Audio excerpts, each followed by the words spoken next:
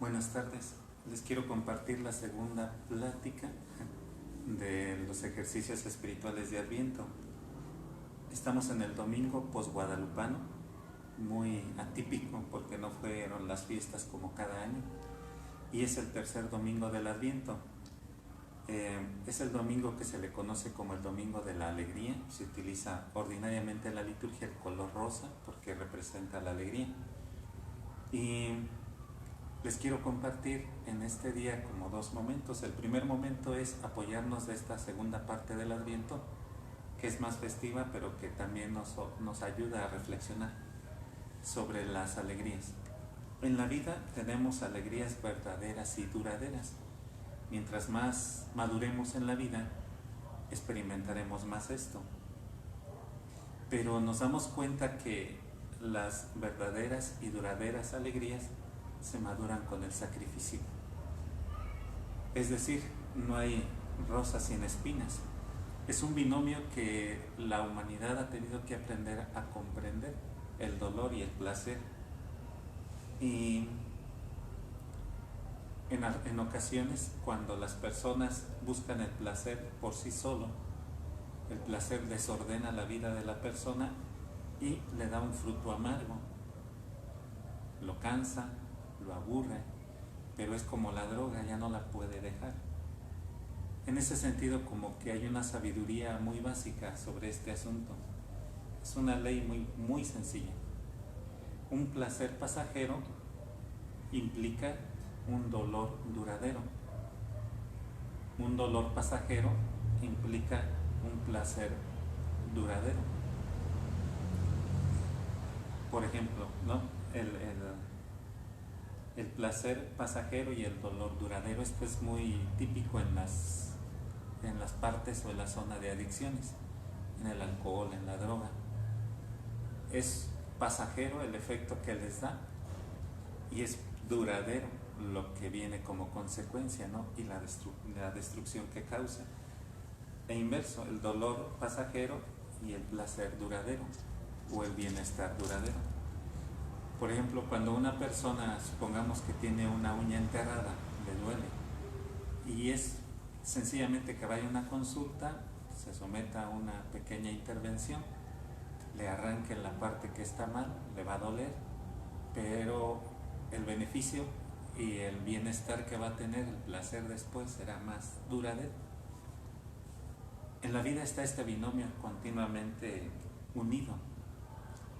La sabiduría humana tiene que aprender a optar siempre por el verdadero, la verdadera felicidad. En este sentido, tiene otra característica la felicidad. Cuando el placer es breve y que nos deja una amarga experiencia, generalmente esa felicidad que es tan pequeña es una felicidad no compartida, siempre es egoísta, se consume en uno mismo. Cuando es al revés, cuando el dolor es breve y el placer o la felicidad es duradera, generalmente allí siempre es una felicidad compartida, porque irradia a los demás, y en el primer caso más bien lastima a los demás. Esto es importante porque en el tiempo del Adviento, así como se ha venido viviendo los últimos años, pues si ustedes se fijan, prácticamente es desmedirse en la comida, en la bebida, en los regalos, en las compras, en todo lo exterior y poco en lo interior. De repente incluso hay momentos donde hoy se puede incluso hasta grabar, ¿no? Y después sirve hasta como de chiste o de cosas así, donde están haciendo el intercambio de Navidad de regalos, y alguno de los que recibe un regalo pues no se siente satisfecho, incluso se siente como hasta ofendido porque no se le dio lo que quería.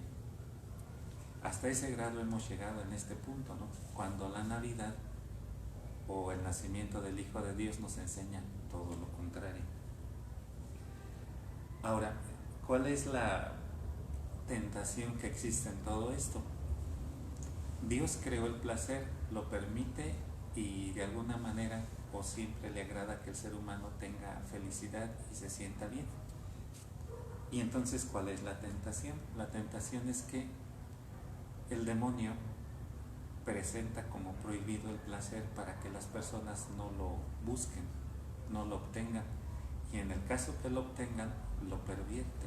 Por eso es difícil tener esta experiencia gozosa del placer, de la felicidad, porque de antemano es como una probadita del cielo, pero el demonio sabe que si el ser humano encuentra la clave y desmenuza las entrañas de esta experiencia humana, no le conviene, porque sabe que ahí el ser humano encuentra plenitud, encuentra su visión hacia el futuro, hacia Dios. Por eso el demonio continuamente hace este ejercicio, para que nosotros no alcancemos a distinguir ni alcancemos a controlar todo este asunto que les estoy platicando. ¿Cuál es el mensaje pues para esta última parte del Adviento? Les invito en primero a atrevernos a ser felices, pero en el sentido del Evangelio. Está el sentido del mundo, y en el mundo hay muchas versiones de felicidad, ¿no? Hay gente que se siente feliz siendo vegano, hay gente que se siente feliz siendo consumista, hay gente que se siente feliz yéndose de viaje, no sé. Hay muchas maneras que se nos pinta de ser felices, pero evangélicamente, los que estamos con el bautismo consagrados en nuestro ser, pues tenemos como un prototipo, tenemos un modelo de felicidad en el Evangelio. La idea es que nos atrevamos a ser felices y a vivir este placer en la vida, pero desde el Evangelio. ¿Cuál será el resultado? La alegría, ser personas alegres. Ahora, ¿en quién nos podemos apoyar? ¿En quién podemos encontrar un modelo o un referente para esto?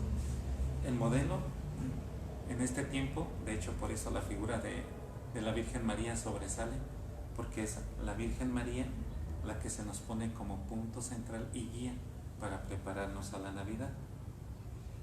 En nosotros vemos a María, así en síntesis, lo que nosotros conocemos como la esclava del Señor.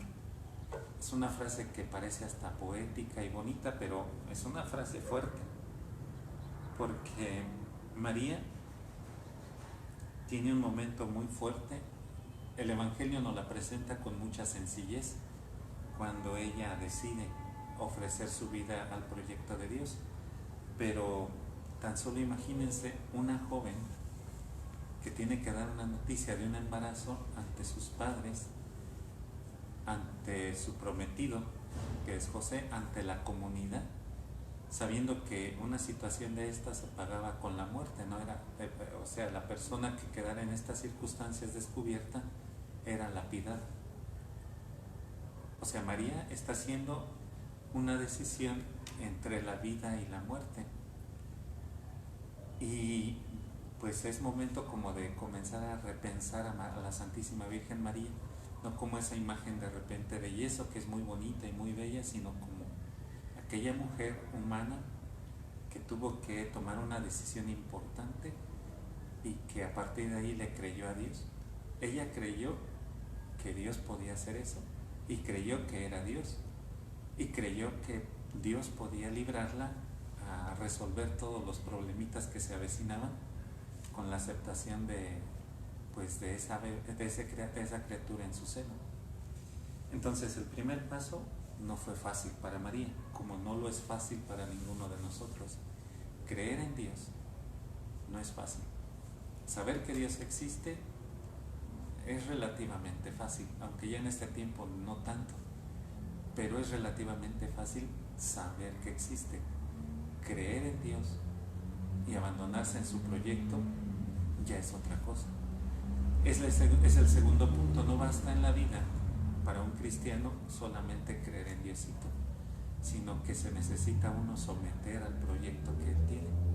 Por eso María es el modelo perfecto, porque ella en ese sentido se somete al proyecto, sabiendo los peligros y las dificultades que estaban en torno a la misión que Dios le estaba pidiendo. Ella acepta y cree que Él la puede sacar adelante, y se siente protegida y se siente cuidada por Dios y amada por Dios, no abandonada por Él.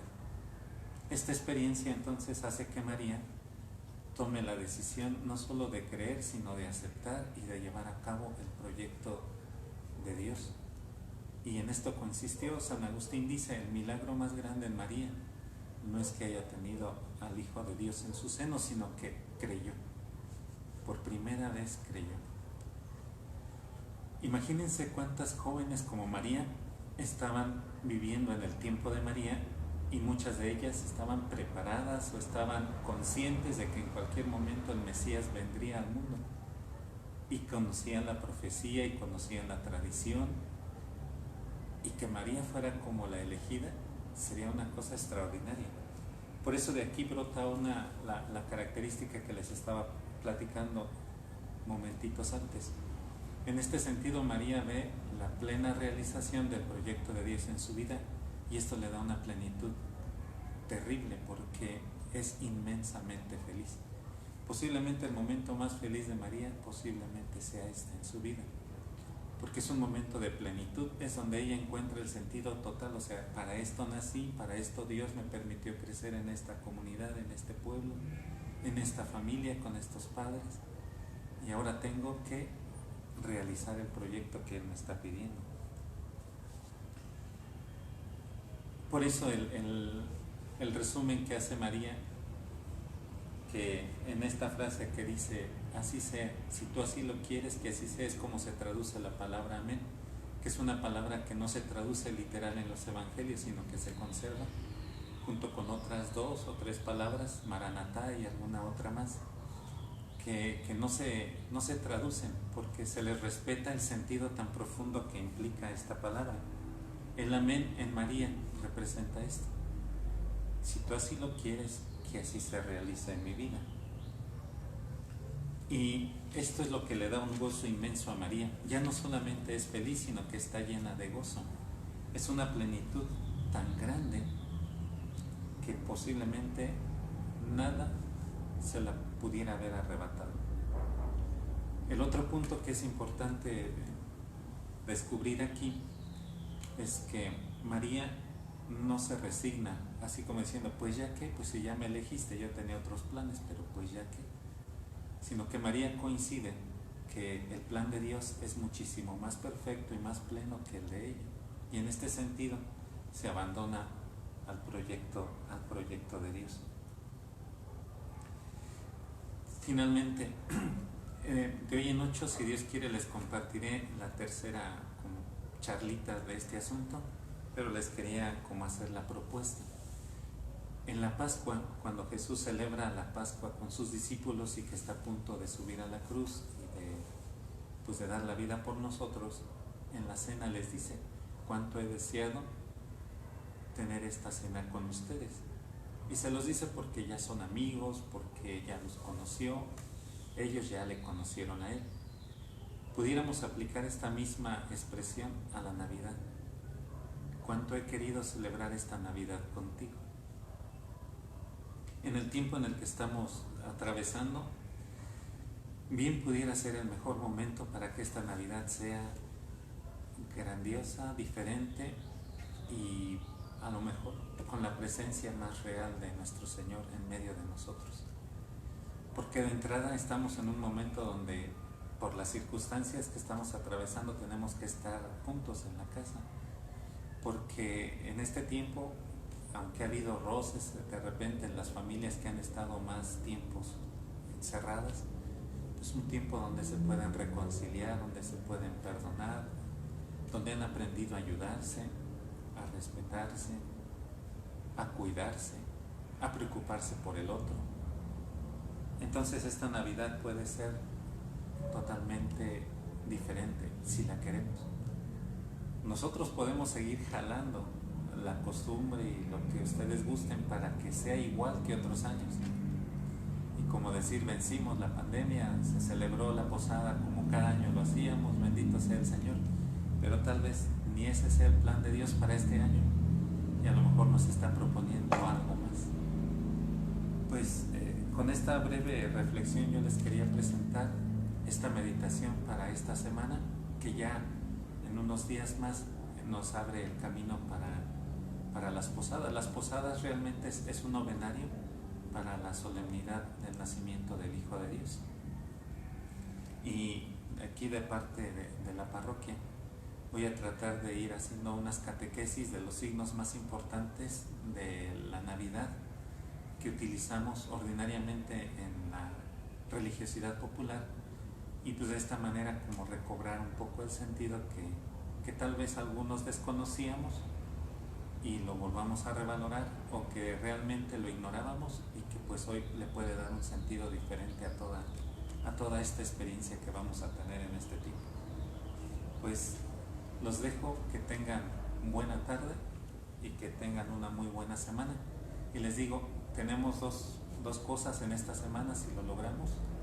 Nuestras alegrías, ¿cuáles son? Replantearnos si podemos ser alegres de otra manera, de una manera más evangélica, y apoyarnos en el ejemplo de María para aceptar el proyecto de Dios en nuestras vidas, y en este sentido dar a luz como lo hizo María, ya no biológicamente sino espiritualmente. Pues que estén bien, que Dios les bendiga toda esta semana.